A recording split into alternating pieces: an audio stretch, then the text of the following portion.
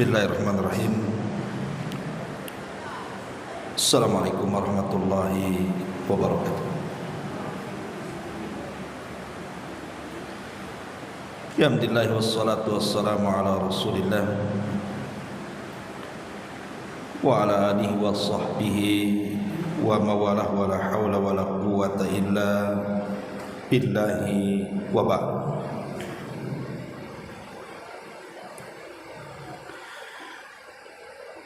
Alhamdulillah, segala puja dan pujian milik Allah Subhanahu wa ta'ala. Salawat dan juga salam kita hadiahkan kepada Rasul kita Nabi besar Muhammad sallallahu alaihi wa ala alihi wasallam. Pembahasan di pagi ini kita akan membahas tentang 10 perkara yang bisa mendatangkan syafaat khusus bagi kita dari Nabi sallallahu alaihi wa ala alihi wasallam. Apa saja syafaat-syafaat ataupun perkara-perkara khusus yang akan mendapatkan syafaat khusus?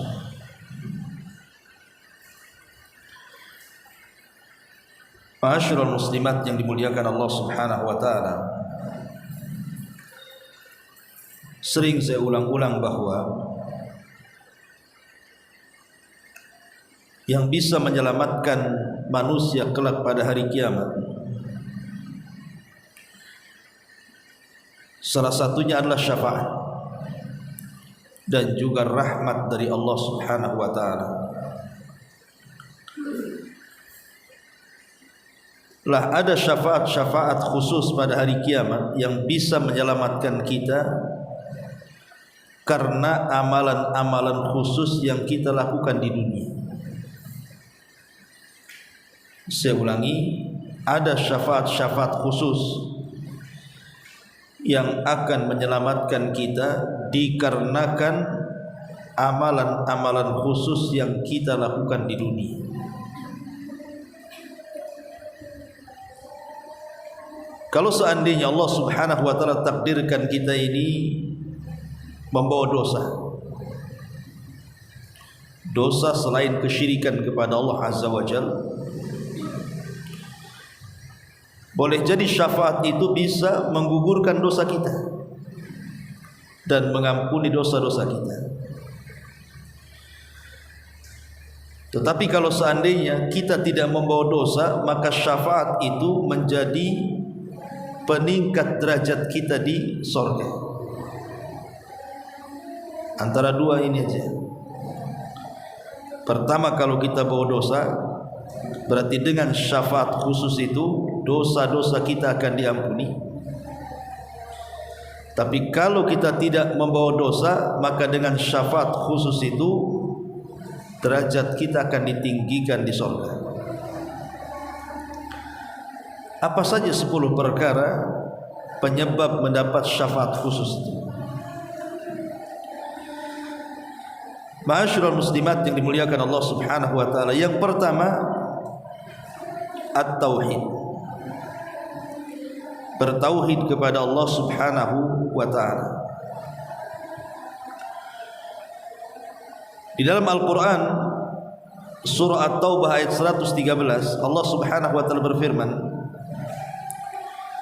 ma kana lin nabi walladzina amanu an yastaghfiru lil musyrikin walau kanu ulil qurba min ba'di ma tabayyana lahum annahum ashabul jahim. Tidak layak bagi nabi ataupun orang-orang yang beriman memintakan ampun akan dosa-dosa orang-orang musyrik, walaupun orang musyrik itu adalah kerabat dekat, setelah nyata bahwa mereka termasuk penduduk jahanam. Ayat ini bicara tentang pamannya Nabi SAW, Abu Talib.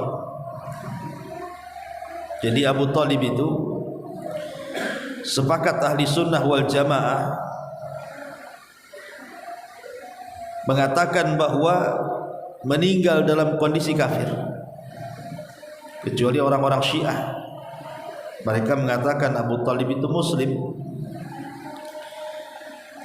Tapi kita ahli sunnah berdasarkan hadis-hadis yang sahih bahwa Abi Talib itu meninggal dalam kondisi kafir, karena semenjak dia hidup sampai dia wafat, dia tidak mau mengucapkan 2 kalimat syahadat.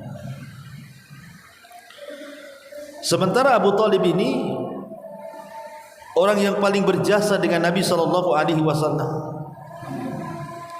Bahkan jasanya diakui dan dicatat dalam sejarah.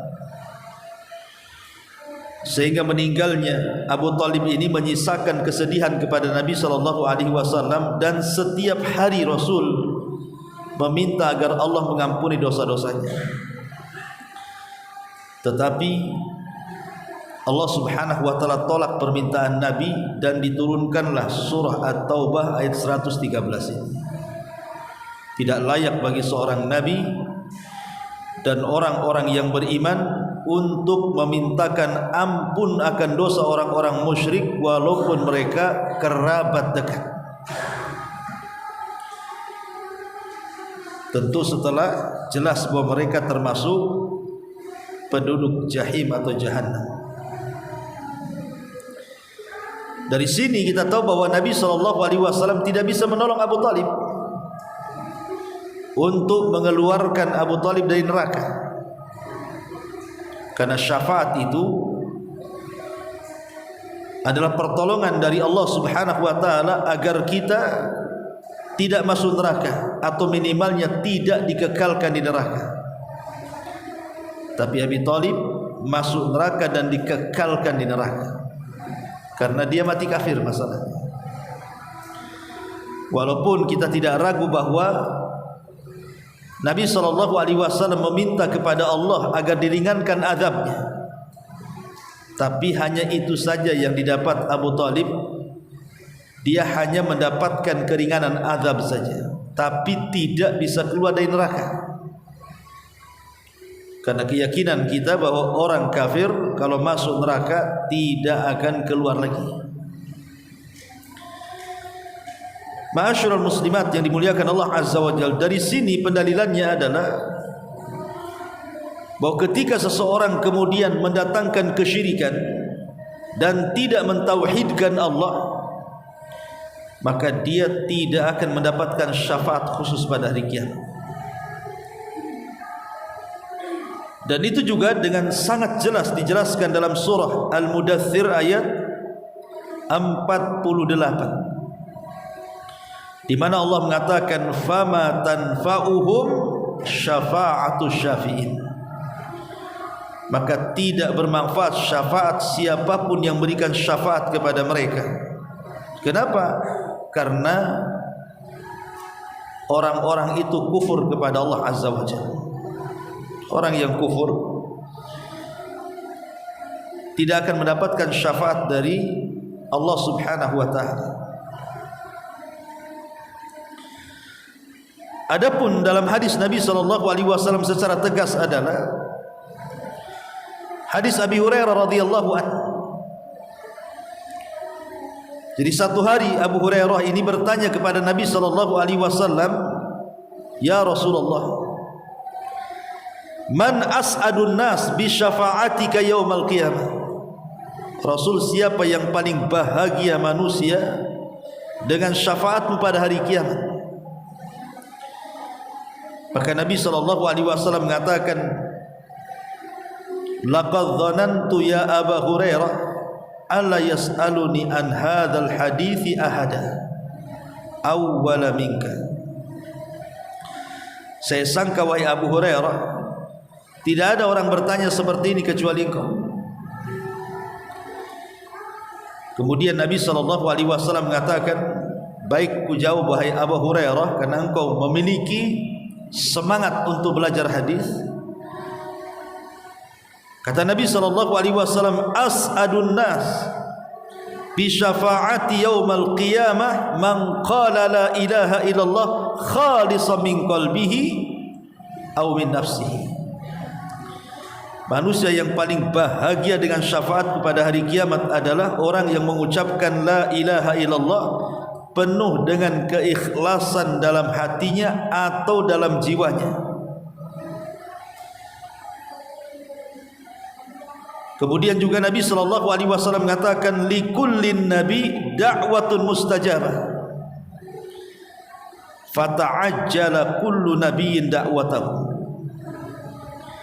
wa inni ikhtaba'tu da'wati syafa'atan li ummati yaumal qiyamah fahiya na'ilatun insyaallah man mata min ummati la yusyrik billahi syai'an. Kata Nabi, setiap Nabi itu punya dakwah mustajab, punya doa yang diijabah, setiap Nabi. Tetapi semua para Nabi, mereka keluarkan doa-doa itu di dunia. Kecuali aku, kata Rasul, aku simpan doa itu untuk kelak di akhirat sebagai syafaat untuk umatku. Maka umatku akan mendapatkan syafaatku insyaallah jika Allah berkehendak. Tapi syaratnya, barang siapa yang meninggal dari umatku dan dia tidak menyekutukan Allah sedikit pun. Ini pun hadis yang jelas tentang bahwa tauhid adalah penyebab syafaat terbesar yang akan diperoleh seorang mukmin pada hari kiamat. Yang kedua, qiraatul Quran, membaca Al-Quran. Nabi SAW mengatakan, iqra'ul Qur'ana fa innahu ya'ti yaumal qiyamati syafi'an li ashabi. Bacalah Al-Quran, karena sesungguhnya Al-Quran itu akan datang pada hari kiamat dan akan memberikan syafaat kepada siapapun yang membacanya. Terutama kalau ibu mau menghafal Quran, maka hafalah surah Al-Baqarah ataupun surah Al-Imran. Jadi kalau ingin mendapatkan syafaat lebih khusus lagi dari bacaan Quran adalah sering-seringlah membaca surah Al-Baqarah atau surah Al-Imran. Karena Nabi SAW mengatakan, iqra'u zahrawainil baqarata wal imran fa innahuma ta'tiyani yaumal qiyamah ka'annahuma ghamamatan tuhajani an ashabihima. Karena nanti pada hari kiamat orang-orang yang mereka membaca Al-Baqarah dan Al-Imran akan datang kepada Allah Subhanahu wa taala seperti dua awan yang berada di atas kepala, dan keduanya akan berhujah di hadapan Allah agar kita diselamatkan. Jadi secara ataupun syafaat khusus yang akan diperoleh dengan amalan khusus pada hari kiamat, yang kedua adalah membaca Al-Quran.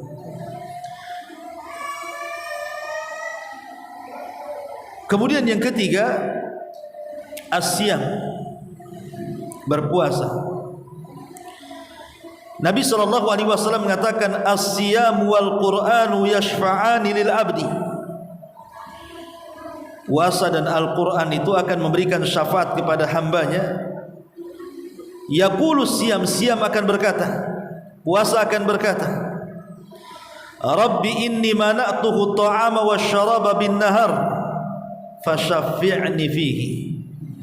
Ya Rabb, gara-gara aku, kata puasa, orang itu menahan lapar, menahan haus di siang hari, maka berikan syafaat kepadanya ya Rabb karena aku. Jadi puasa itu bisa memberikan syafaat khusus kepada orang-orang yang beriman pada hari kiamat. Kemudian yang nomor 4, ad-du'a bima warada ba'dal adzan. Doa setelah azan. Namanya doaul wasilah.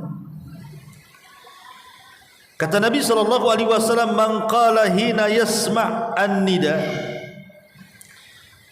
barang siapa yang berkata atau berdoa setelah dia mendengar azan. Jadi ibu mendengar azan nih, umpamanya di masjid ini seorang muadzin mengumandangkan azan dan ibu dengar dari rumah.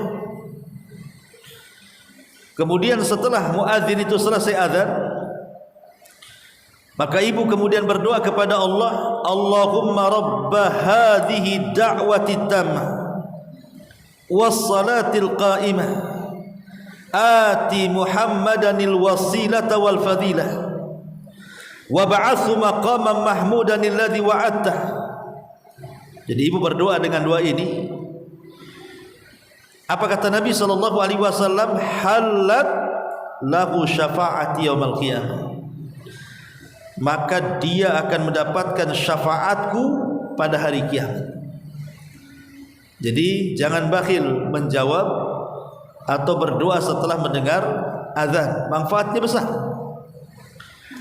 Hanya mengucapkan Allahumma rabba hadhihi da'wati tamah wassalatil qa'imah ati Muhammadanil wasilata wal fadilah wa ba'athu maqaman mahmudan alladhi wa'adta, itu sudah mencukupkan bagi kita akan mendapatkan syafaat Nabi kita alaihi salatu wassalam pada hari kiamat.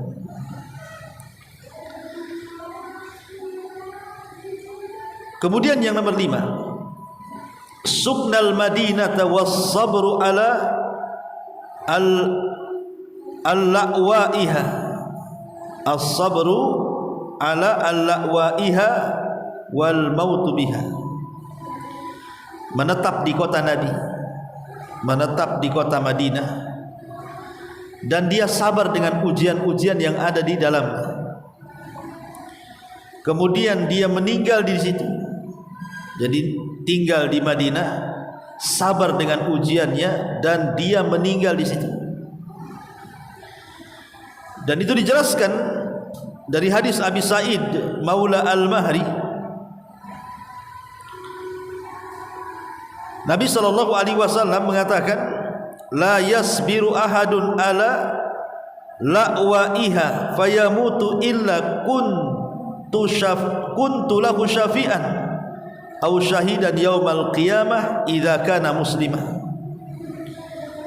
Kata Nabi SAW, tidaklah salah seorang bersabar tinggal di kota Madinah dengan menghadapi dengan macam-macam ujian dan cobaannya, kemudian dia meninggal di Madinah, kecuali aku akan jadi kecuali aku akan memberikan syafaat kepadanya atau menjadi saksi baginya kelak pada hari kiamat jika dia seorang muslim.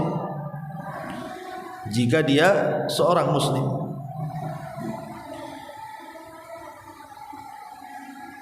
Kemudian yang nomor 6, kasratul musallina 'alal mayyit. Banyaknya orang yang mensalati ketika meninggal. Makanya pentingnya seseorang itu harus banyak teman dari teman-teman yang soleh atau soleha, supaya ketika kemudian kita Allah takdirkan meninggal, mereka mau menyolatkan kita. Dan Nabi SAW mengatakan, ma min mayyitin yusalla alaihi atau yusalli alaihi ummatun minal muslimin yablughuna mi'atan kulluhum yashfa'una lahu illa syafa'u fihi. Tidaklah seorang mayat disolatkan padanya umat dari kaum muslimin mencapai 100 orang, semuanya memintakan syafaat untuk si mayat itu, kecuali Allah Subhanahu wa ta'ala akan memberikan syafaat kepada si mayat itu. Ini yang nomor 6. Yang nomor 7, kathratu as-salati, perbanyak salat. perbanyak sujud ataupun perbanyak solat, karena dalam solat kan ada sujud. Berarti dengan memperbanyak solat secara otomatis pasti banyak sujudnya. Ada sebuah hadis dari pembantu Nabi SAW, Rabi'ah ibn Ka'ab al-Aslami radhiyallahu an. Nabi SAW mengatakan, ya Rabi'ah, mintalah sesuatu kepadaku karena engkau sudah berbuat baik kepadaku. Maka kemudian Rabi'ah ibn Ka'ab al-Aslami mengatakan, ya Rasulullah, aku hanya ingin menjadi temanmu di surga. Maka Nabi SAW mengatakan, kalau begitu fa inni ala nafsika bi kasratis sujud, bantu aku agar engkau menjadi temanku di surga dengan memperbanyak sujud. Artinya memperbanyak solat di sini. Karena nanti pada hari kiamat orang-orang yang masuk neraka itu, kalau Allah takdirkan ada orang masuk neraka dan dia seorang muslim, maka neraka tidak akan memakan bekas-bekas sujudnya. Apa manfaatnya bekas sujud itu? Manfaatnya adalah ketika para malaikat hendak menyelamatkan karena syafaat orang yang diberikan syafaat, maka mereka akan mengenali penduduk neraka yang mendapatkan syafaat itu dari bekas sujud mereka. Kemudian ditarik dan dikeluarkan dari neraka. Ini yang nomor 6. Yang nomor 7. Yang nomor 8, as-sabr wal ihtisab fi mautil abna, sabar dan mengharap pahala Allah karena kematian anak-anak. Umpamanya Allah berikan musibah kepada seseorang, anaknya meninggal, entah laki-laki entah perempuan, yang jelas meninggal sebelum balik. Kemudian dia sabar, dan dengan sabarnya dia mengharap pahala kepada Allah. Apa kata Rasul di sini? Ma min muslimin, ma min muslimaini yamutu bainahuma salasatu awladin lam yablughul hintha illa adkhalahumallahu bifadli rahmati ayyahumul jannah. Qala yuqalu lahum udkhulul jannah fayaqulun hatta yadkhula abauna fayuqal udkhulul jannata antum wa abaukum. Tidaklah seorang muslim meninggal 3 anaknya dan 3-3-nya belum balik, kecuali Allah akan masukkan dia kepada surga dengan rahmat Allah Azza wa Jalla. Kemudian anak-anak yang meninggal sebelum balik itu akan diberdirikan di depan pintu surga, dan Allah katakan, masuklah kalian. Maka anak-anak itu tak mau masuk surga dan mengatakan, tidak, sampai bapak-bapak kami ikut masuk juga ke dalamnya. Maka Allah katakan, kalau gitu masuklah kalian, ajaklah kedua orang tua kalian masuk surga. Masyarul muslimat yang dimuliakan Allah Azza wa Jalla, lihat bagaimana keutamaan orang yang punya anak kemudian Allah takdirkan meninggal dan dia sabar dan mengharap pahala Allah karena musibah yang menimpanya. Maka boleh jadi anak-anak itu akan jadi syafaat khusus bagi orang tuanya pada hari kiamat. Kemudian juga yang nomor 9, musahabatu ahlil iman. Musahabatu ahlil iman, berteman dengan orang-orang yang baik, berteman dengan orang-orang yang soleh atau solehah. Karena sering sudah saya katakan, Bu, bahwa kelak pada hari kiamat setelah orang-orang itu masuk ke dalam surga, kemudian mereka berjumpa dengan teman-teman semasa di dunia yang masuk surga. Kemudian mereka kehilangan teman yang di dunia, mungkin ngaji bareng, ke masjid bareng, ibadah bareng, kok nggak ada gitu ya. Maka mereka akan bertanya, di mana sih dia? maka dikatakan di neraka. Maka penduduk sorga yang sudah di sorga itu mengatakan, Ya Rabb, la taktamilu ladzati hatta tukhrijahu. Ya Rabb, jangan kau sempurnakan kelezatan nikmat kami di sorga sampai kau keluarkan temanku yang ada di neraka itu. Menunjukkan bahwa teman yang baik itu menolong bukan hanya di dunia sampai ke akhirat, gitu maksudnya. Makanya Hasan Al-Basri rahimahullahu ta'ala mengatakan, istaghfiru min sahibikumus salih fa innahu yanfa'ukum yaumal qiyamah. Perbanyak oleh kalian teman-teman yang baik, karena teman-teman yang baik itu akan bermanfaat bagi kalian sampai ke akhirat. Dan yang terakhir adalah memperbanyak solawat. Memperbanyak solawat kepada Nabi sallallahu alaihi wa ala alihi wasallam.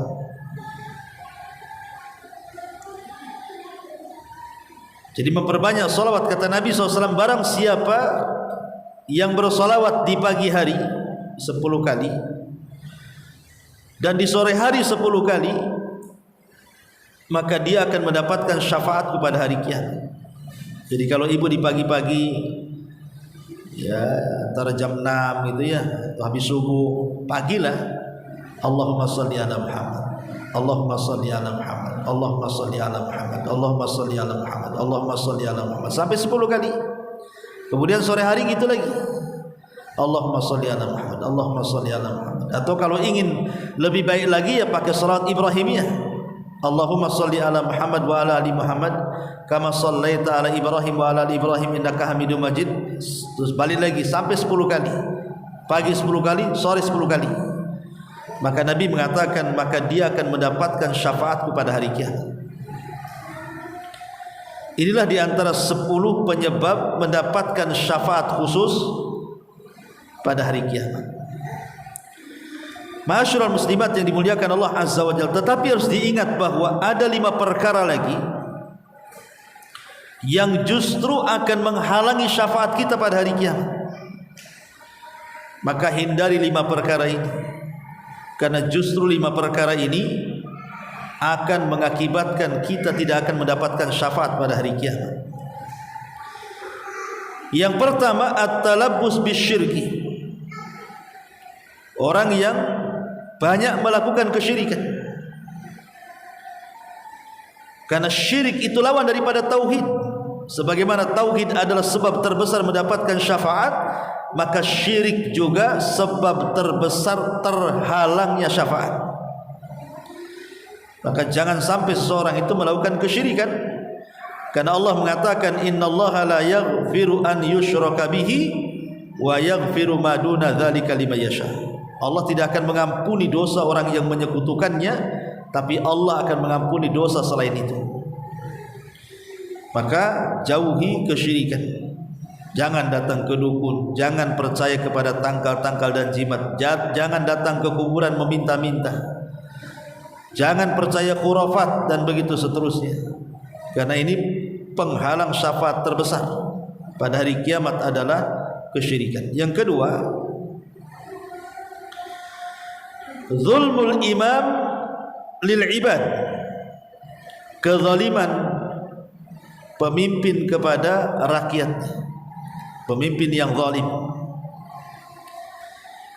Sebagaimana pemimpin yang adil diletakkan di urutan pertama orang-orang yang akan mendapatkan syafaat, bahkan akan mendapatkan naungan pada hari kiamat, di hari yang tidak ada naungan kecuali dengan Allah. Sab'atun yudhilluhumullahu fi dhillihi yauma la dhilla illa dhilluh. 7 golongan yang akan mendapatkan naungan di hari yang tidak ada naungan kecuali dengan Allah. Salah satunya urutan pertama imamun adil, kan? Imam yang adil. Tetapi ketika seorang pemimpin itu zalim, tidak adil, maka justru kezalimannya akan menyebabkan dia terhalang syafaat. Jadi risikonya besar pun jadi seorang pemimpin itu. Risikonya besar kalau dia tidak adil, terhalang syafaat Nabi. Kemudian yang ketiga, al-ghulu fiddin, melampau dalam agama. Melampau dalam agama, seperti orang-orang Khawarij. Mereka mudah mengkafir-kafirkan di luar kelompoknya. Orang-orang Khawarij itu mengkafirkan orang-orang di luar kelompoknya, dan berawal dari pengkafiran berakhir dengan pengeboman, pembunuh diri. Itulah Khawarij, teroris, ya.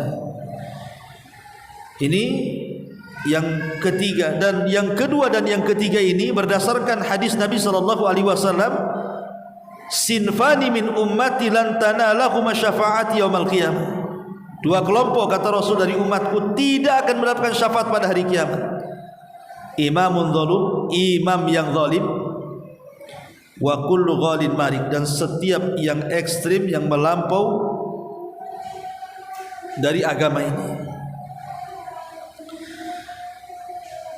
Ma'asyiral muslimat yang dimuliakan Allah Azza wa Jalla. Kemudian yang keempat, at-takdzib bisyafaati,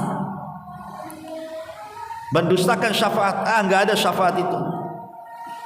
Dia mendustakan syafaat bahwa tidak ada syafaat.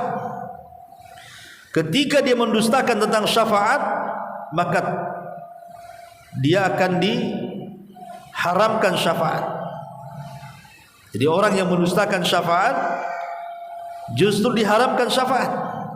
Berdasarkan sabda Nabi sallallahu alaihi wasallam dari Anas bin Malik radhiyallahu an, man kadzdzaba bisyafaati falaysa lahu fiha nasib. Siapa yang mendustakan adanya syafaat, maka justru dia tidak akan mendapatkan syafaat. Dan yang terakhir, yang kelima, al-ihdatsu fid din, orang yang mengada-ada dalam agama, melakukan bid'ah. Karena orang yang melakukan bid'ah itu tanda tidak cinta dengan Nabi. Kalau dia memang cinta dengan Nabi, ya ikuti Nabi lah. Kenapa kemudian buat-buat yang tidak dibuat Nabi pula? Dan saya tambah lagi, yang keenam, orang suka melaknat. Kata Nabi SAW, al-la'anuna laisa lahum syafa'atun yaumal qiyamah. Orang-orang yang suka melaknat, mengeluarkan kata-kata mencaci, memaki, kata-kata binatang, merendahkan dan begitu seterusnya, kelak pada hari kiamat tidak akan mendapatkan syafaat. Maka jaga lisan. Jangan gara-gara kemudian lisan kita ini kita tidak dapat syafaat. Makanya kenapa menjaga lisan itu penting, karena belum tentu orang yang sholat sunnahnya rajin, sholat malamnya rajin, baca Qur'annya rajin, zikirnya panjang, sedekahnya banyak, gitu kan, bisa bermanfaat bagi dia pada hari kiamat kalau dia tidak bisa menjaga lisannya. Makanya ada hadis Nabi yang sering ibu dengar, ada seorang sahabat bertanya kepada Rasul tentang seorang wanita yang rajin sholat malam, rajin puasa sunnah, rajin zikir, rajin sedekah, tetapi kekurangannya satu, lisannya tidak dijaga. Maka Rasulullah SAW mengatakan, la khaira fiha hiya min ahlin nar.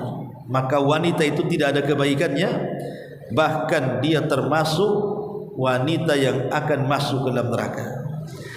Lah inilah diantara 10 penyebab seseorang mendapatkan syafaat khusus pada hari kiamat, dan 5 atau 6 perkara yang justru bisa menghalangi orang mendapatkan syafaat dari Allah Subhanahu wa ta'ala. Ma'asyiral muslimat yang dimuliakan Allah Azza wa Jalla, kalau kita bentangkan sedikit tentang syafaat. Syafaat ini kan ada 2 macam. Ada syafaat umum, ada syafaat khusus. Ada syafaat umum, ada syafaat khusus. Adapun syafaat khusus yang diberikan oleh Allah Subhanahu wa taala kepada Nabi kita Muhammad sallallahu alaihi wasallam adalah syafaatul uzma, syafaat yang besar. Di mana ketika pada hari kiamat manusia berada di padang mahsyar, kemudian mereka datang kepada Adam, meminta agar Adam meminta kepada Allah agar Allah memberikan syafaat kepada kita pada hari kiamat. Tapi Adam menolaknya karena dia pernah melakukan dosa. Maka kata Adam, aku tidak sanggup, lebih baik datanglah kalian kepada Ibrahim. Tapi Ibrahim juga sama menolak. dan mengarahkan datanglah kepada Musa. Musa pun menolak Nuh, kepada Nuh dulu, kemudian kepada Ibrahim, kemudian kepada Musa, kepada Isa, dan yang terakhir kepada Nabi kita Muhammad sallallahu alaihi wasallam. Baru Rasul mengatakan analaha, kan ku coba. Akhirnya kemudian Rasul sujud lama di bawah arsy itu. Sampai Allah Subhanahu wa taala mengatakan, irfa ra'saka ya Muhammad, qul tusma, kemudian sal tu'ta, kemudian isfa tushaffa. Angkat kepala Muhammad, katakan kau didengar, minta kau diberi, mintalah syafaat, aku akan beri kau syafaat. Maka kemudian Rasul memberikan syafaat kepada seluruh manusia. Ini namanya syafaat khusus yang tidak bisa dilakukan para nabi kan. Tetapi syafaat itu kan bukan hanya Nabi SAW saja yang bisa berikan syafaat. Syafaat itu banyak, malaikat bisa berikan syafaat, para nabi juga berikan syafaat, orang-orang yang beriman berikan syafaat, termasuk anak-anak yang soleh, yang ibu didik menjadi anak-anak yang baik, kelak menjadi syafaat bagi orang tuanya pada hari kiamat. Termasuk juga amalan-amalan khusus yang tadi saya jelaskan, itu juga akan berikan syafaat khusus pada hari kiamat. Yang jelas kenapa kita butuh syafaat khusus pada hari kiamat dengan mengamalkan amalan khusus di dunia. Sebab kalau kita bawa dosa dan kita mendapatkan syafaat, boleh jadi dosa itu akan digugurkan. Dan kalau kita tidak membawa dosa, boleh jadi dengan syafaat khusus itu kita akan diangkat derajat di surga Allah Subhanahu wa taala. Wallahu a'lam bishawab.